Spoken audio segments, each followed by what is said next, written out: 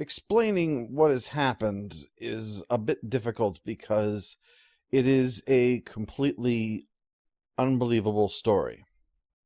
As one person put it, it sounds very much like an example of what would be a terrible excuse offered in a comedy film. To give this some context, you have to understand the long, complicated relationship I have with this extremely old house that I own. This house was built in 1890, or at least the first portion of it was built in 1890. It has become very clear over the years that I have lived here and worked on it that this house has had many people who had a real can-do attitude about things they cannot do. Now, to be fair, all of them did their work before the age of the internet. So it's understandable that they wouldn't have access to specific kinds of information that would be useful, or access to the kinds of materials and tools that we in the modern age have that would allow many of these things to be done much more simply. They had to make do with whatever they had, and they had to try to settle for what common sense and the occasional little bit of information they got at the library, assuming any of them could read, would allow them to try to figure out. As a result, this house has gradually revealed the cracks in the system. In many cases, literal cracks. There's one area of the house where it has fallen away from another part of the house because it was added later on and they didn't properly understand how the foundation worked. We had one room on the house that in fact had no foundation whatsoever, and gradually sank into the ground until I had to pay someone to come out and just tear it off and build something else in its place. If you've ever heard of the Winchester Mystery House, it provides the best explanation I think that I can find. That house was being continuously built in order to deal with spirits that were causing all manner of problems. In this particular case, it's fairly close. This house has been exposed to constant building because of many spirits that were involved, usually found in several bottles that were left lying around the house when they were done. This led to some fairly interesting decisions. For example, someone who decided to add an addition onto the back of the house where the exit from the kitchen was and the entrance to the basement was from the outside, thought, I want the room to be at the same height as the kitchen, not counting on the fact that the basement was actually entered from the ground level, meaning that anybody trying to go down to the basement has to double over in order to get through the doorway because it goes immediately to where the steps are protruding. This house is so strangely constructed, and I swear to God that I am not lying about this. We once suffered a blackout in this area. The entire neighborhood didn't go out, only part of the neighborhood did. And on that circuit is our house. Sort of. I say sort of because when the blackout came, and it lasted for over a day, the blackout came and half of the house also suffered a blackout. But only half. The other half was just fine. Seriously, I am not bullshitting you. This happened. It shouldn't be possible. There is only the one breaker box. I don't know how it can happen, but it did. This house does not care about the laws of physics. We also, and I swear I am not lying, we had water going into a pipe, and it apparently was trying to drain up. I know that sounds like a joke. It happened. There is nothing in this house that makes sense. I tried to sell it. Nobody was as dumb as I am and tried to buy it. So, this brings us to the creme de la creme, the Chimney of Surprise. The back room of the house, the one that was added on to partially cover up the basement door entrance, was split into two rooms. One is simply the back room, and the other is a mudroom leading to the outside. Now, the mudroom was fairly simple. It was given a concrete floor, it was given wood plank walls, and doors were used for the ceiling. Kind of a sort of a Sesame Street kind of feel to it. Then the back room was turned into a more finished room, complete with proper ductwork. Now, what I was able to figure out when we started doing some renovation on the back room, because the back room was in bad shape, partially due to the fact that it was separating from the house, was the realization that at some point, perhaps when it was being built, perhaps later on, a hole was made in the wall between the back room and the mudroom. Now again, the back room and the mudroom clearly were built at the same time, which is what tells me that it probably came later on, because I don't think whoever did that would have done anything this stupid. What they must have been doing is having a potbelly stove of some kind that they then piped up through there and into the next room. Not all the way out. No. From all appearances, it was just simply venting above the door ceilings in the next room and then gradually allowed to go out the vents that were located above the doors. And that was their idea. These people did not spend a lot of time on this, I know, because when we removed the wall paneling covering that and discovered the hole, it was packed solid with solidified soot. There was so much soot, it was it was stone at that point. So we just covered it up. And there was no sense in doing anything about it. We had no particular plans ourselves to put a potbelly stove in there, and never mind venting it into the very next room. Well, I apparently sold them short. Whoever did that then decided there needed to be a chimney. Not a complete chimney, mind you. And I don't even know what to say about that. This is why people have trouble accepting the Chimney of Surprise. Because it sounds like something no one would be this dumb to do. They started building a chimney on top of a door that was being used as a makeshift ceiling. And apparently after a while, decided they'd had enough of that, and then stopped. They didn't run any ductwork from the chimney to the vents. Apparently, just the very idea that there was a chimney there was all it took. So basically, all they did was stack a whole bunch of bricks together and set them on top of a flimsy door, put a 2x4 there to reinforce it, and called it a day. They didn't even think of any way to actually clean this chimney out. They just put it there. This would, of course, explain why that room has got that big soot-filled hole in it. Because no thought whatsoever was given to the fact that smoke actually contains particles to it. I don't know.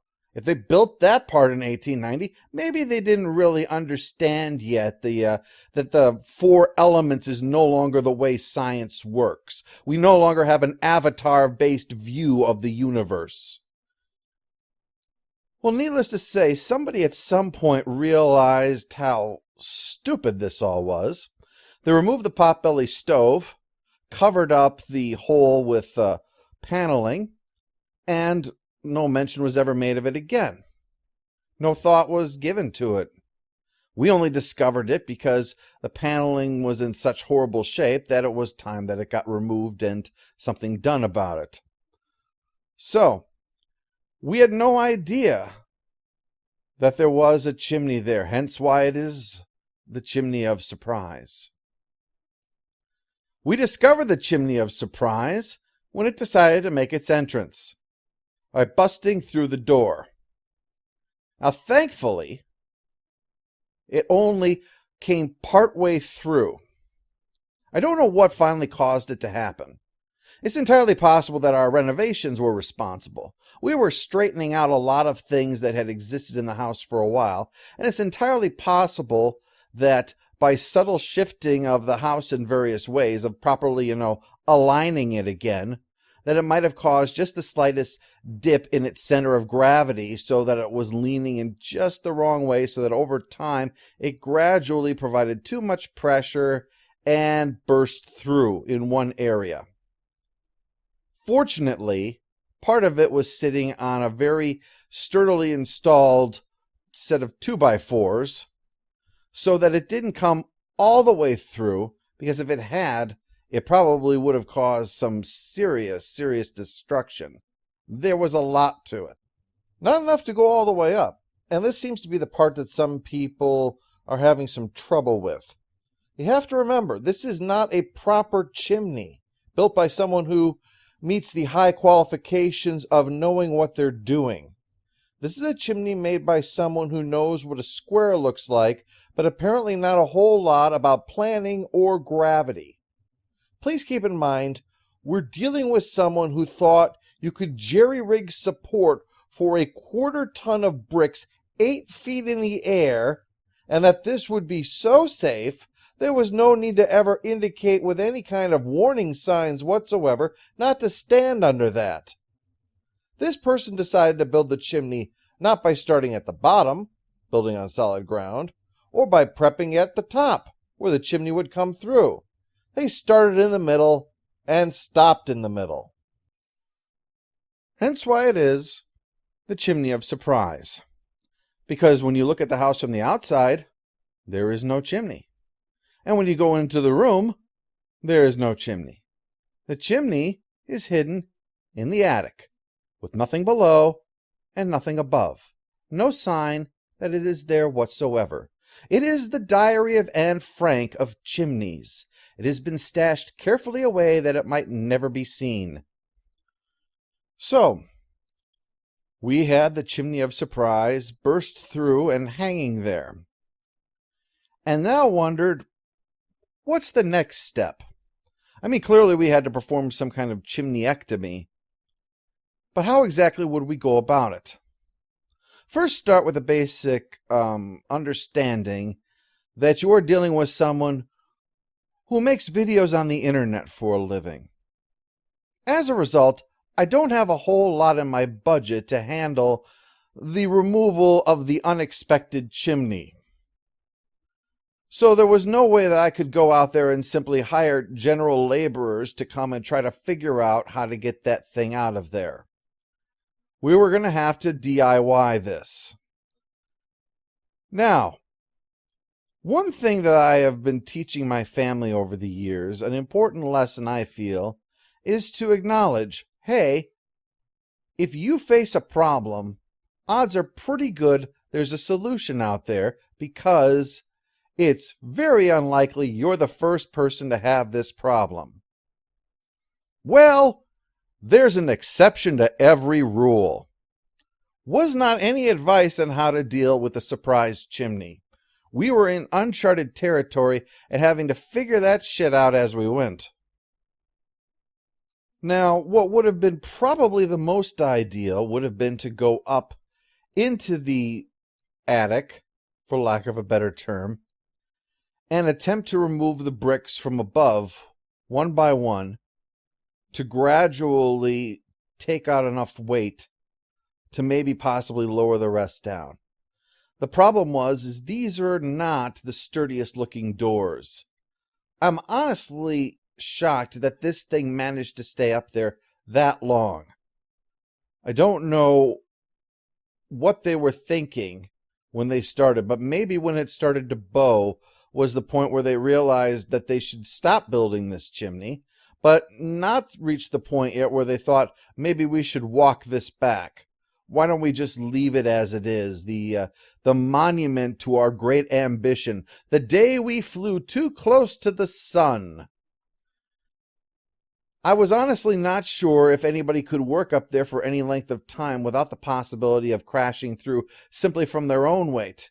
Never mind the possibility that they could wind up simply causing the one that it was sitting upon to finally give and cause the entire chimney to come through. And let's be clear, if that thing came through with its full mass, it would be devastating in its impact. We were trying to reduce its mass as quickly as possible, but as safely as possible, so that if the inevitable were to happen, at least we would reduce the force that was released when that moment arrived. So with doing it from the top not being an option, we decided that we would have to do it below. First goal being, again, to reduce the amount of weight on it as much as possible, as quickly as possible. But nevertheless, it was a hard and fast rule. Nobody was ever under it at any time. When we worked, we were always off to the side of it to ensure that if the worst happened, and of course it would eventually, that it wouldn't land on anyone. So, brick by brick, we began removing the chimney from the bottom up. Yes, I know how that sounds. We didn't really have an option for a second opinion from anybody, because that would imply that there was a first out there. We looked for places where somebody started something like this and couldn't find any. Probably the closest is the Tower of Babel, but even they had the good sense not to start their project in someone's attic. So over time, and I'm very glad that I thought to take pictures lest someone think that somehow I could be making that up. Why would they not accept that story at face value? We worked away at it until the day arrived when it was just too much for the door to handle anymore. Fortunately, we'd reduced a lot of the weight. We had a lot of bricks out back. But it was too much, and the door it was sitting on finally gave and took down most of the rest of the ceiling with it. And again, our safety protocols ensured that because nobody was under it, even though we were working on it at the time, nobody got hurt. So that's the fortunate thing out of it. Some property has been destroyed, but it's just things, and things can be replaced. For instance, the entire frickin' ceiling, which will have to be replaced. So, bringing to the end the tale of the Chimney of Surprise. It was destroyed upon impact, naturally, and we will be clearing out all of the wreckage and trying to rebuild the back room to get it so that it won't collapse again under the weight of perhaps some hidden bathtub or some surprise shower unit or God knows what else has been stashed in the walls of this house.